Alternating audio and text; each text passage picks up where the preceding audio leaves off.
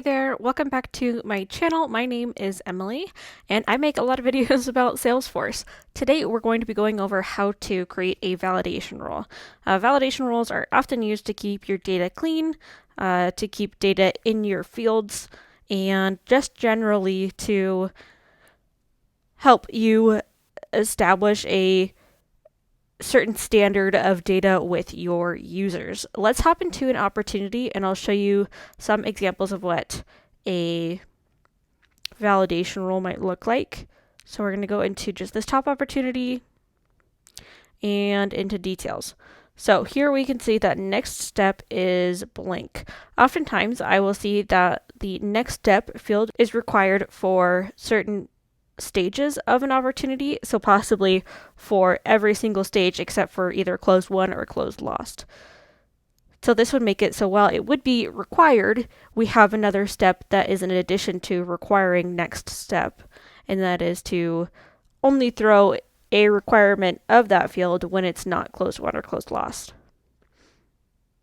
Other things could be that this current generator is not filled out, and the main competitor is filled out, that we have to have both of those filled out and not just a single one. Other things could be to make sure that you have delivery or installation status as far as when it is closed won, to require that field, but only when it is closed won. So those are a few examples of validation rules. They can be a little tricky when you are uploading data. I know that the import wizard will bypass these when uploading data, and the data loader, it does not bypass the validation rules. So be sure to either data upload during off times when you can turn off the validation rules, or close down the system, or one of those things, or try and use the data import wizard so you can bypass these. So I'm going to hop into this object. I like to go straight into the object instead of going to setup. It's just a little quicker. Okay, let's go down to validation rules down here. And I'm going to make a simple one just to require next step to be filled out. You could also have this be where you have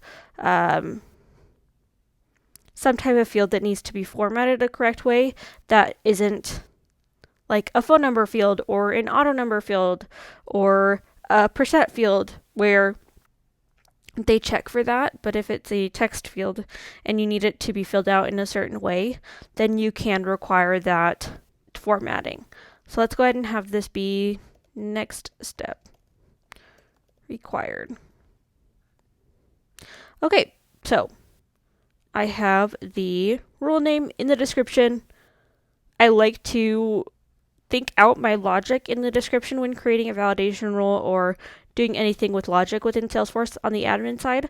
So then I can return back to that and think of how I want to fill out the condition in the formula.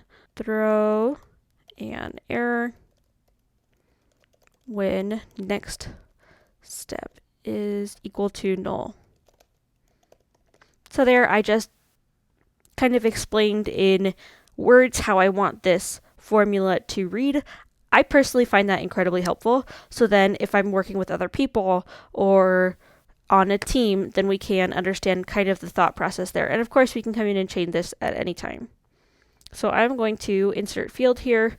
We can go through the different related ones on this, but I am going to look for the next step field on the opportunity. I went past it, there we go, and insert, and just have this be equal to null. Okay, so how validation rules work with this is if this formula evaluates to be true, then it will throw an error. So if next step is not equal to null, then it would throw an error if it was filled out. Same with if it contains the letter A. If it contains the letter A, then it would throw an error. So if this evaluates to be true, then it will throw an error. Checking syntax is really important before you save, so then you can understand if you have errors. This is where the bulk of my frustration comes with validation rules, because sometimes you'll get an error for the wrong thing and it's not specified. So if I had like quotation marks around this, or if I had a pick list value, it might throw an error, but it won't be very indicative of what the error actually is, and so it'll be a wild goose chase. Okay, so now that we have this, let's actually talk about other functions. These bring other things that we can do with our validation rule. So one thing I like to know is that is pick list value. If you have any type of pick list value, you have to have the is pick list value function there to use pick list in your validation rule.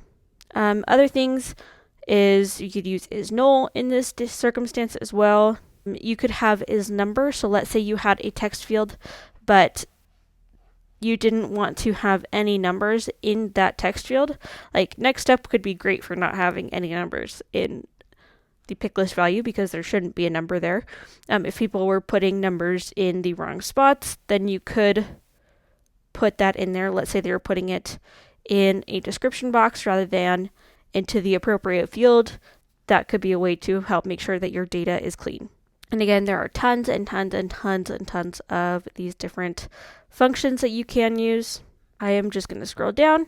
Okay, now we finally have the error message. This is going to help us know what is wrong, and this is why I like validation rules, because you can say, hey, this is why you're getting the error, please fix it, and this is how you can fix it. It's really a easy way to tell your users what the issue is. So I'm going to say must have next step, and we can choose to have this be at the top of the page or on the field.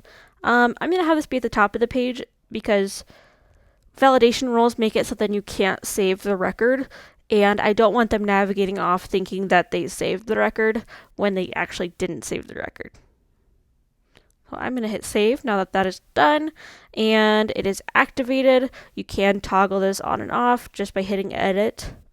Let's go ahead and go back to our opportunity and try and save this without a next step. There we go. We have saved it with, or have not saved it with a next step. Hit the error. Let's go ahead and say, going back to the drawing board and save. There we go. Now we have created a successful validation rule. Thank you so much for joining me for this tutorial today. I hope that you found it helpful and informative. If you did, give it a like, drop a sub if you're feeling generous. You can check out my courses down below. I have a new user course for Salesforce, an admin course, and a app builder course for Salesforce, all on Udemy. So check those out, and I'll catch you in the next one.